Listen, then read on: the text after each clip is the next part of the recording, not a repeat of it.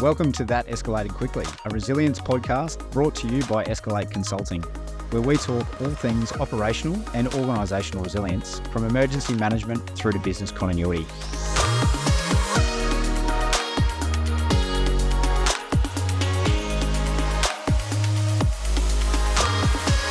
My name is Will Hetherington, and it is my esteemed pleasure today to welcome Josh Roach, our Senior Manager at New South Wales, to the podcast. G'day, Josh. Hello, everybody. Nice to be on the podcast. It's a really exciting topic that we've got today, and that is my exercise is bigger than yours. And while there's a little bit of fun in that, it really is one of the things that we love and enjoy doing here at Escalate Consulting. And I won't steal too much of your thunder, Josh, but talking about exercising and our backgrounds, it's something that we've evolved through over the last 10 plus years. And while there are some things that we can't really talk about because of our backgrounds and the operations, the exercises that we were doing, we really will try and focus on some of those key things that can really make an exercise great. And with that being said, Josh, are you able to provide us with a bit of background onto what you've done in the past and where you come from? Certainly. Look, I think I just kind of want to reinforce something that you just said there. One of the things I've seen, especially looking through business continuity crisis management, a lot of people just take exercising as part of the process. I think there is a real need to, or capability where you can just build exercises into their own thing. And I think if you can do that exercising really well, it makes anything enjoyable, whatever it is that you are exercising. So anyway, yes, a little bit about me. So my background is New South Wales Police Force, did almost 10 years, where most of my career was in the counterterrorism and Special Tactics Command. Funnily enough, ended up when I came into counterterrorism, ended up in a random unit not many people had heard of, and that's what we did, was exercising. So worked with police, state government agencies, you can say, health, fireys, ambos, all that sort of thing, even federal, some federal agencies, and it was all around exercising counterterrorism capabilities. New bits of kit, new policy, anything like that, let's run an exercise. So yes, didn't intend. That was my career path in the cops, but funnily enough, ended up there and really, really enjoyed it. Yeah, fantastic. And hey, from the outset, thanks for your service and especially within that role that you were undertaking. And I think, we're very lucky here in Australia to have such an effective law enforcement and national security capability infrastructure. So hats off to you there. From my point of view, I was from a services background as well, within the Army, Special Forces for a little bit, domestic counter-terrorism, and also operational overseas. And I think for me, exercising has just been a part of everyday life through the military. And the premise of exercising is, practicing something that could potentially save your life or the life of others, make a real material impact in a simulated environment where no one is actually going to get hurt, hopefully, and you can really take those learnings and better your operational capability. So let's crack on with some of the questions and really start some conversations about exercising. So Josh, are you able to highlight some of the biggest exercises that you've been involved in and what was your role? Yeah, sure. Look, it's interesting where we would run, let's just say, anywhere from 30 to 40 exercises a year in what we did. Yeah, which was quite big. And so, it was busy, which was good, kept us going. But in terms of big exercise, we'd probably run 2 or 3 a year. And when I'm talking big, I'm talking boots on the ground, people running around, all that sort of fun stuff. But funnily enough, they're also the exercises you probably see change out of as well. That's what I also consider big exercises, where you actually can see when you're building the exercise, there's going to be some significant outcomes coming out of it. Yeah. I would say probably one of the biggest ones that we did, and this is one I can probably talk a little bit on because the media's covered it, thank you very much, is one that we called Exercise Blue Bottle. And Exercise Blue Bottle it started out as a test of the leadership of the emergency services responding to a counterterrorism event. So you could see police, fire, New South Wales Fire and Rescue, and New South Wales Ambulance, and it was looking at the leadership response to that. And it started off as what we called it a functional exercise. And a functional exercise, and could relate it to crisis management, discontinuity, where you stand up there, say the crisis response team or crisis management team, and you kind of provide that simulated environment for them to work through, sitting at a table and you're providing injects. So that's how this exercise started, as that, just getting the right people in the room, the bosses, the leadership, a couple of advisors, subject matter experts, and they would work through an incident. What made it big at the time was we would run through a significant number of the leaders within each organisation. So we would have to run the same exercise 8, 16 times throughout the year, and each exercise would go for about 8 hours a day shift, and we've done a night shift. But anyway, it progressed. So we went from the leaders, then the next iteration we saw a bit more of the supporting agencies want to bring in. We saw further agencies coming, SES, Rural Fire Service, other people, more people coming in. And then it probably culminated in a big exercise. I think it was 2021. And yep, we simulated the police leadership. They would run an incident. So you'd have the strategic commander with 3 operational commanders handling multiple incidents and simulating a big incident. And this year they decided, let's do everything live. Instead of simulating, boots on the ground, a nominal incident actually happening with bad guys doing bad guy things, let's actually role play it. Let's do it. Wow. So we ran, and I think we did it 6 times, where we had a full strategic leadership from all agencies stood up at a command post.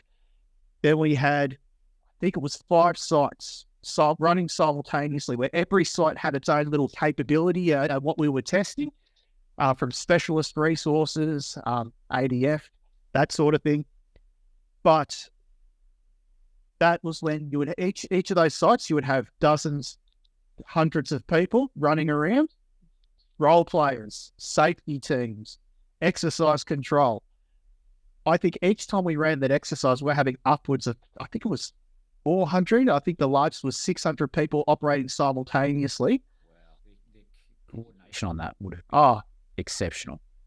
And it was very interesting to watch, trying to coordinate, because say my site, I ran one of the sites out on the ground. To link in everything, something would happen at my site, would then have repercussions that would happen at, say, site B. Of course. Yeah, et cetera, et cetera. So, yeah, exactly what you said. That coordination piece was absolutely phenomenal. Yeah, fantastic. Yeah. And you know what? It's essentially what you mentioned about, how the size and complexity of those exercises got bigger and bigger and more people were interested. It sort of talks about what's a testament to the effectiveness of the exercises itself. And the value that each of those particular stakeholders takes out of it. That's actually similar to, some of the exercises that I was a part of. And, we were involved in tactical, operational and strategic level exercises of varying degrees. But one of the most impressive that I was a part of was the Sydney Airport Corporation, essentially undertook a simulation of an aircraft crashing into Barangaroo, and the coordination on the emergency services side was absolutely impressive, to say the least. And then also being in a part of large-scale defence exercises where the coordination is extremely important. And all of it comes down to that having a separate organisation that is responsible for the script, responsible for the coordination, responsible for the management of all of those separate stakeholders. You can't be in the exercise and be running it at the same time. No, 100%. Yeah. Well, this is one of those things that when I would explain what I did in my role at counterterrorism to people, I would say we are the roadies. We are the people behind the scenes that facilitate the exercise, get it up and going. We do index, we do develop run sheets, we will run it. And the big thing for that was, and we see this with organisations today, exercising tends to fall away a little bit, and just if they're trying to manage it internally, it's one of those things where it's just like, look, we've got to do it. We've got to tick that box. Let's get it done. Because everybody has day jobs. Definitely. Everybody's, the crisis management team leader, usually maybe the CEO, he's running a business day that he's not there to plan an exercise. Yeah. He doesn't have the time. Usually, I don't think I can't think of another organisation like business-wise that has an exercising unit capability, as you said, people dedicated to developing exercises. Yeah. And I mean, interestingly, linking that to business, financial organisations, as part of the introduction of CPS 230, those large, say Big Four banks, they potentially have teams, and I've got a couple of friends that are involved in those areas within sort of the large corporations, but it's involved in an organisation or an environment where exercising is not seen as valuable, or potentially that the exercise value isn't understood to its entirety, similar to an emergency services or defence environment. No, and this is my own little internal distinction that I came up with: training versus exercising. What is the difference? Is there a difference? So let me throw this one to you, being defence. Do you have an opinion? Do you think there's a difference between training and exercising? Yeah, absolutely. I think training is about building the individual and then collective capability in terms of skill development. So it's about, hey, I can do X, Y, and Z as part of my standard job. Now, exercising is about providing an immersive environment where people can put those skills into practice to enable an outcome.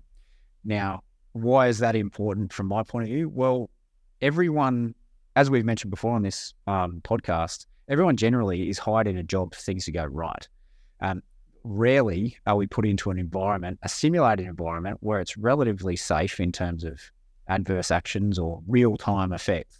But being able to have that environment to practice these things, to build that organisational capability, the personal capability that will then flow on into effective outcomes when it actually does happen. And the current state of play and the environment that we live and work in sort of dictates that it's not if, but when things will happen, particularly within a cyber environment. So, yeah. Well, see, there's an interesting thing there, and like touching on that from the police perspective of training versus exercising. One thing I saw in New South Wales Police, phenomenal amounts of training. Yep. And it's building on what you said. Yeah, it's building to a standard. I could walk out, send these cops out the door and go, they are trained to this standard. You link that to any normal business function. We train to be able to perform that business function at this level. Exercising outside of those specialist capabilities in the cops was relatively unheard of. And that's where it was this interesting dynamic where, we exercise for when things go wrong, and we can do it in that safe environment. The nature of policing was every day you're running into things where things have gone wrong.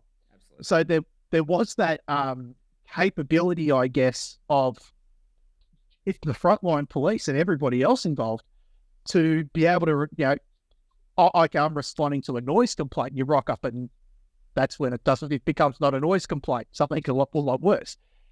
And it was interesting then when I was in that counter-terrorism perspective, and it was taking those very high-level, serious incidents that have those catastrophic consequences on people, businesses, organisations, agencies, and then being able to, that's where we were training in that safe environment. And so looking at what we do at Escalate, it is. We can exercise, normal things that go wrong. But most businesses tend to have a bit of a capability around it. It's when we get to those really high level things, like we're looking at these days, cyber attacks, those really big, high catastrophic consequence incidents. And exactly just said, provides that safe opportunity for us to explore and build that capability through that learning and training process or exercising process. Right.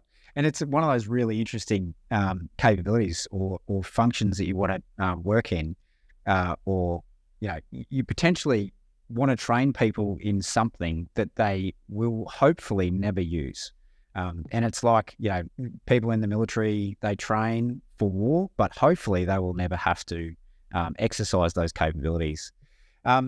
So Josh, just on some of the larger exercises that you've been a part of, what were some of the challenges with such large exercises? And did you find that those challenges were the same with smaller exercises? Yeah, look, I think the biggest difference, and we've kind of already touched on it with a large exercise, is the good old herding cats.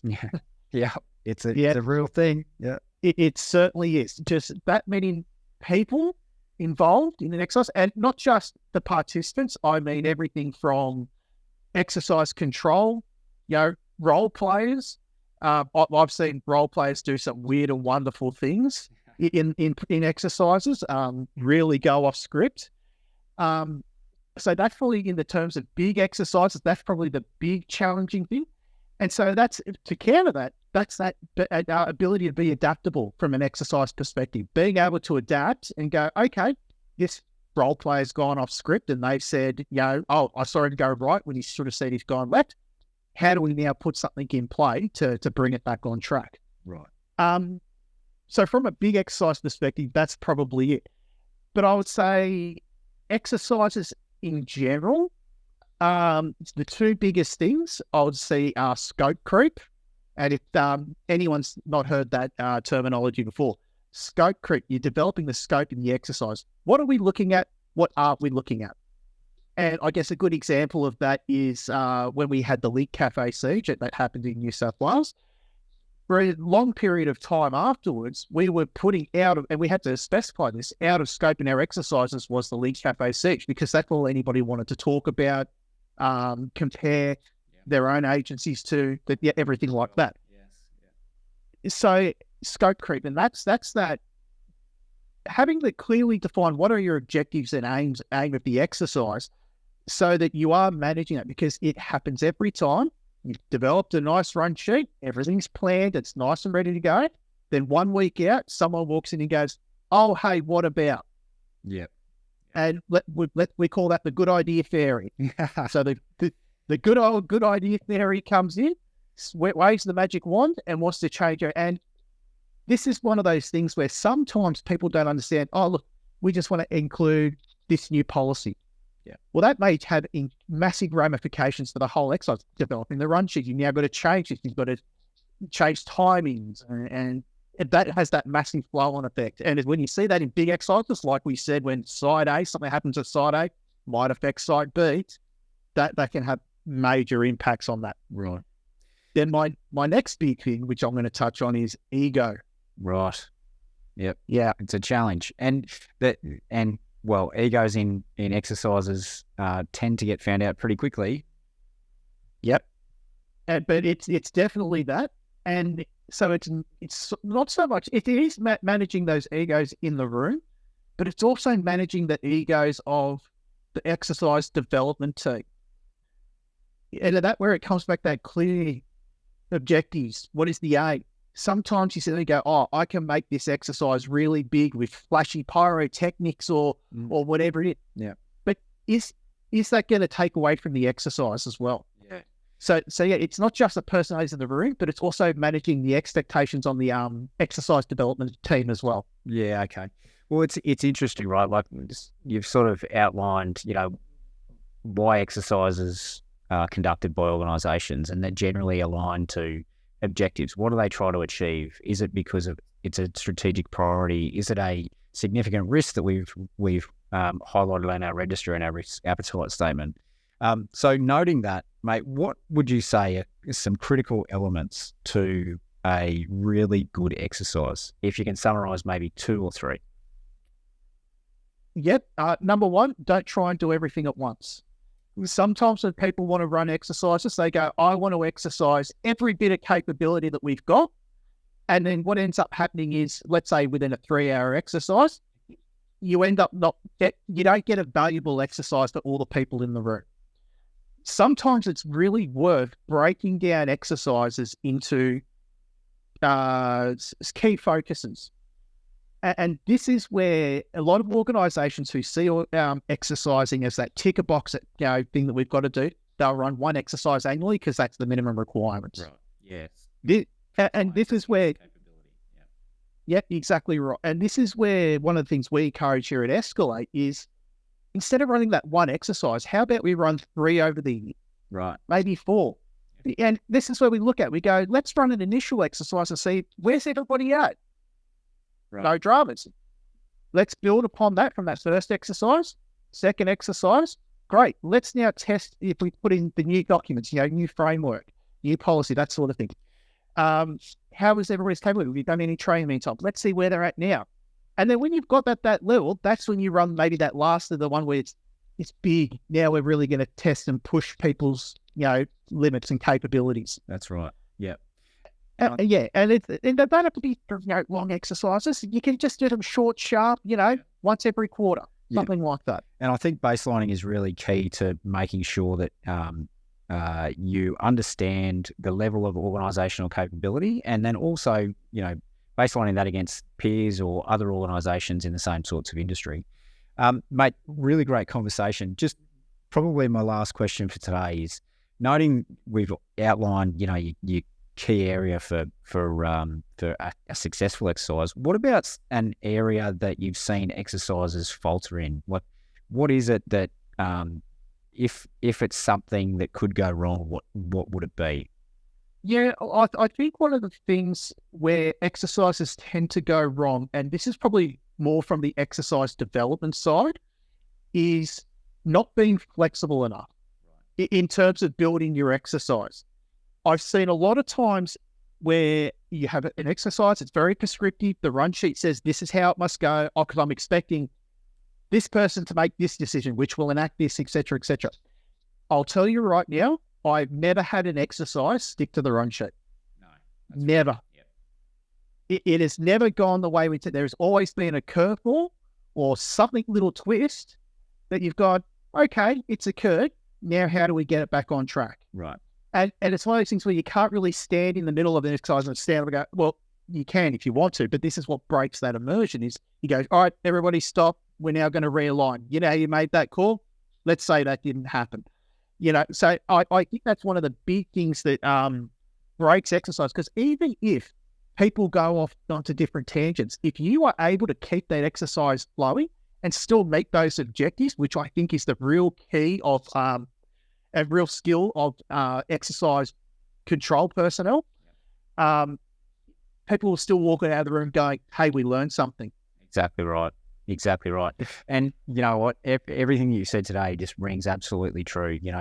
Being able to make sure that there is a heap of work done in the exercise development and preparation to make sure it's relevant, make sure it's hitting those objectives that the organisation is trying to achieve, and build that capability across the organisation that's going to last for a long time. Whether those people stay in the organisation or go elsewhere, it's going to contribute to the overall resilience of whatever organisation they're working in.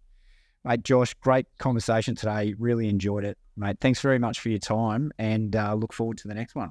Most certainly. You know where to find me. Josh, thanks again, mate. We are from Escalate Consulting. You can check us out on our website at www.escalateconsulting.com.au and reach us via email at hello@escalateconsulting.com.au. Make sure to subscribe to our social media channels on Apple Podcasts, Spotify, YouTube, and our social media pages being LinkedIn and Facebook. Thanks very much for your time.